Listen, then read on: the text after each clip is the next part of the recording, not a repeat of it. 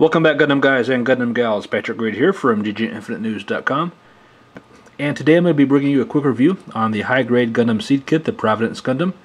Now, this is number 13 of the high-grade Gundam Seed series that started again this year in celebration of the 10th anniversary of the Gundam Seed anime, which is also being re-released this year, this time in high definition. The major changes on this new series are updated colors. All the mechanics and stuff are the same as the original kits, although Bandai is including a new small plate with one piece on it that acts as a attachment point for the action base. So those few changes with the kits and the new graphic design layout are the updates, and that's pretty much it. So taking a look at the new box, some nice cover art here showing off the Providence Gundam with the Dragoons blasting off of its backpack. On one side here we see the stickers and the new attachment point for the action base, as well as a completed model kit that's been painted and detailed and stuff. On the opposite side, a reminder of the high-definition remaster project of the Gundam Seed anime, as well as some of the other kits that have been released in the new series so far. For plates, you get a small D plate that's all in red, a medium-sized C plate that's in a dark gunmetal gray or brown, a large B plate that's all light gray, and a 4-color A plate that has dark blue, light gray, a few lime pieces, and the clear pink for the beam saber blade. For the manual, this is a full-size manual when compared to the Gundam Age high-grade kits that come with a smaller manual. You get a reproduction of the box shot here on front, a splash page in the center showing off the painted kit again with a couple different poses, all the different Dragoons that you get with the kit, Mega Beam Rifle and the weapon shield there. Some line art over here, as well as a isolated image from the front, and some photoshopped artwork here on top. 3 or 4 pages or so of instructions to put everything together, and of course a painting guide here on back, an explanation of how to use the new attachment joint, and a couple more poses on the action stand there. So nice stuff. You also get a decent amount of marking seals here if you want to use these. The Zaft logo, as well as some suit information. And there's also a small sheet of foil stickers that are included, with green stickers for the eyes and a green for the camera on the shield weapon. Alright, so taking a look at the parts and pieces, starting with the feet and legs. For articulation, you get a little over 90-degree bend there at the knee, thanks to the double jointed knee, as well as some decent amount of movement in the ankle, plenty of forward and backward, a little bit of rocking side to side, and swivel. So not too bad for articulation on the ankle, though the knee could use some help. The foot armor can move up and down, and the thruster here on back can move as well. For color separation, you get some nice red, dark blue, and then the gunmetal gray in the back, as well as a light gray for the majority of the plastic here. And although there's not too much extra plastic, there is some nice detail molded into the plastic with the panel lines and the raised pieces here, as well as the vents cut off in the sides. The hip joint is solid, everything's molded into plastic there, so there's no extra articulation there. But for being a 10-year-old kit, it's not too bad. Alright, so next up we're going to take a look at the waist unit, which is pretty impressive when it comes to size. And there's some decent color separation here too. You may notice on the side skirts you have these Dragoon units, which are attached by a bar going through the armor here. So these are the side skirts on either side, and then the back skirts are larger Dragoon units, which are connected with a bar as well, so they move together. And the same with the front skirts. They are connected by a thin piece of plastic there underneath this armor. And unlike on the recent HGUC kits, it's not safe to separate them, cut them in half, just because there's no extra grab, so they will fall out, I believe. So just be warned, if you want to separate it, it might not be a good idea. And there's some good color separation here with a red piece of plastic here, the dark gray poking through the Dragoons. And so a little light on color, but it's good that there's a piece of plastic there being used for the red and not a sticker. And if you want to use an action base for these kits, this is the extra piece that it comes with. And it simply goes over the peg there that connects to the torso. And that way you have a little action base stand coming off the back here. So that's pretty cool. For being a 10-year-old kit, the chest unit has some nice color separation. The line pieces and the vents and the shoulders here are separate pieces, as well as the light gray for the Vulcan cannons.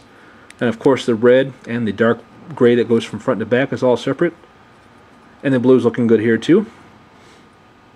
That one thing that is lacking on the chest unit is the articulation. The shoulder joints are solid, so is the waist. There's nothing extra to move around here. Even the neck joint there is solid in place. So good color separation, not much movement, but overall it looks really nice. I like the pipes coming off the front going all the way to the back. Reminds me of a Zaku. And some good color separation like I said already. So definitely looking good for an older kit. Pretty impressed with that. The arms and shoulder armor are a little more plain when compared to the chest unit. You have a lot of the light gray plastic all around, with some red hidden underneath here, but there is quite a bit of empty plastic here. You can see the joints deep down inside there. So while it does look nice, it's pretty hollow, but that's not too big of a deal. They're pretty large, so if they're too heavy, they might be kind of droopy, but as they are now, they stay in place pretty well. For the elbow articulation, you only get a 90-degree bend there, thanks to the construction. If you take it apart here, this is a shoulder joint, and it goes all the way through down to the edge of the elbow, so that's why you don't get the extra bend up here. No double jointed bend on these elbows. The gray plastic is pretty simple. A little bit of detail there on the outer edge. And of course the hands here are free to move around on the wrist joint. So they look pretty nice, not too much detail, kind of plain on these areas when compared to the legs and the torso and the waist unit. The head's looking pretty good with some decent color separation. We have red in the goatee and the V-fin jewel. Some dark gray behind the V-fin, and of course the red around the eyes and the green for the stickers. The only real problem that I have is the giant seam line going down the exact center where the two pieces come together for the head. So you can definitely see how much effort Bandai has gone to hide seam lines in the recent kits. This is, you know, quite a step backward, but I'm sure 10 years ago this was pretty normal. A little oddly shaped, I think, around the eyes. It kind of seems pinched together around the eyes. And for being a bulkier mobile suit, I think the head should be a little bit bulkier as well. By itself it seems kind of small when compared to the rest of the body parts, but we'll see how it looks all put together.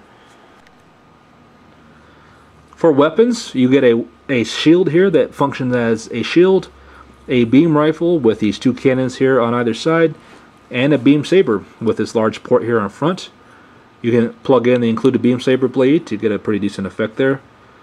And the beam saber blade has some nice detail etched into it as well. One of those high energy ones with the extra lines going off there. Some good color separation in the shield here. Extra blue piece here in front and back. The sticker in the for the camera there, as well as a red for the lip. And the two dark gray underneath there. It's pretty cool. This attaches to the arm. It just simply slides into place. And sort of locks there. It doesn't lock real securely, but it stays in place pretty well. I don't think it's going to fall off anytime soon without some extra effort. So that's a pretty neat weapon. I like the idea of having the shield that functions as of a beam arsenal as well. You don't lose any articulation there. Still bends at the elbow at the 90 degrees. And there's no weight issues either. It's a pretty light thing, so the stiff joints there hold in place pretty well. So next up is the Judicum rifle, which is a large, kind of a bazooka-shaped beam rifle. And if you watch my Master Grade Gundam Age review, you'll see that I've had kind of bad luck with breaking some plastic recently. And I just did with this too, broke off the tip for the rifle here, so I have to glue that in place. But for now, let's look at it as it is. It's single color. It's the dark gunmetal gray for the plastic. But I did do some panel lining there to bring out some of the extra detail, so it does look pretty good, just being a 1 or 2 color. There's no moving parts except for the little handle here that can swivel back and forth. And that's pretty much it. There's no stickers for the scope or anything, which is kind of odd. So a little light on color, but overall I like the design of it. It seems pretty menacing. This rifle is meant to be held like a bazooka. It's so large that it can't be held like a normal rifle, so it kind of has to go over the shoulder. So this is kind of the idea that you want to pull it off, propped up on the shoulder with it in the hand there. I guess you could tuck it under inside the armpit, but it might be a little too bulky to do that.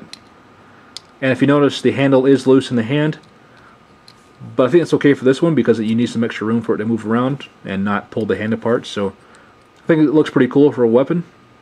Definitely a good size weapon for this bulky kit, so more powerful and destructive. So I think it works well with the overall suit design. Now, of course, Gundam Seed was famous for its ginormous backpacks, and the Providence Gundam is no different. This is a large backpack that holds 5 extra Dragoons. These 3 larger ones that are different from the smaller versions. They simply peg into place here on a polycap joint. They stay there really well. I don't think they're going to fall out without any extra effort. And you get two smaller ones like that are used on the side skirts that are on their separate little gray pieces here. So some decent detail molded into both the backpack itself and the extra pieces. A lot of good panel lining opportunities there that you want to do. And on the back here, two poly caps that plug into the back of the chest unit. And on the bottom you get the dark blue and the dark gray plastic there. So I think it looks pretty cool. It's a kind of a neat shape to it, like a compass with the directional arrows coming off of it. So the backpack's pretty cool. Some deep channel lines here in the center. It's not too heavy either, so the rest of the bulky kit should help weigh it down without having too much balance issues, so we'll see how that looks. Alright, so here's a look at the Providence Gundam all put together. And my initial impressions are pretty positive. I like the bulk of the kit. I've really come to appreciate the larger suits like the Dreisen and the Sazabi. This definitely has a nice bulk to it. Not quite as big as those suits, but definitely larger than normal. The overall silhouette's pretty striking as well, especially with the compass thing going on in the background there. Looks sort of like a legend on a map. As far as articulation, the legs can come forward about that far. Hip joints are very stiff, so it's really kind of difficult to move the legs. So good stiff joints there. With the side skirts out of the way, you can get a little bit of extra outside movement, not too much, because there's no extra articulation in the hip joints. And also the back skirts kind of interrupt with the backpack here, so you can't get too much backward movement. But I don't think the suit's meant to be too acrobatic, so not too big of a deal. So the waist is a little tricky. With the backpack, you have to kind of move it around to get some extra bend out of it. But you can get at least 45 degrees if you want to, maybe 90 if you're good. So that's okay. Of course, with the backpack on, you can only get so much with the arm rotation, and it can come out quite a bit. Like before, only 90 degrees or so at the elbow there. The head's affected by the high collars as well, so about another 45 or 90 degrees out of the head. Just be careful in moving the head of the V-fin here. The jewel that holds it in place on a very small little peg, so it can pop out real easy, so just be careful of that. So it's all in all, for articulation for such a bulky kit, it's not too bad. The balance isn't so bad either. It's even with the backpack on, so you get a pretty good normal stance out of it. So as far as the backpack, the only articulation you get are these two Dragoons on the northwest and northeast side. These guys are stationary. So that's pretty much it. So not too big on posing, I don't think. It's not going to be too dynamic on the action stand, but all in all, it's not so bad. So armed up with the broken Judicum rifle here, looks pretty cool. As you can see, it's got to go over the shoulder to be held properly. It doesn't really work like a normal rifle. Although you sort of can get it under the elbow if you wanted to, but there's too much space there to really work that way. So yeah, I think the Judicum rifle is pretty fitting for this bubble suit. Definitely fits the bulky and overpowered motif. So here he is with the beam shield here in hand. I've got the beam saber blade attached to the tip of the shield, obviously. I think that adds a nice effect. It goes along well, again, with the overpowered motif. The detail in the beam saber there being all exaggerated and lit up, so all in all, it's pretty cool. It fits over the arm pretty well and stays in place. And it also works well with the limited articulation of the arm and shoulder, so it works well with the kit. By using the included attachment joint, I've got the kit up on an action stand here. I'm using a Tamashii stand, so that's why you see the weird arm. Anyway, the attachment piece works pretty well. It's long enough to go just beneath the backpack on the back, so it doesn't interrupt with that at all. It's just a little loose. You can see it kind of shakes around there because it's not all that tight inside, and it seems to hold the weight pretty well. And I don't see any extra separation there at the waist, thanks to the extra plastic in between the two pieces. But even though this is not an overly dynamic posing kit, it does work well on the stand, and of course it's always a nice option to have if you need it. So as far as the Dragoons go, I think they're pretty nice to have around. It's a little tricky on the side skirts and the back skirt to pose because they do fall off a little bit easy, or at least in my experience.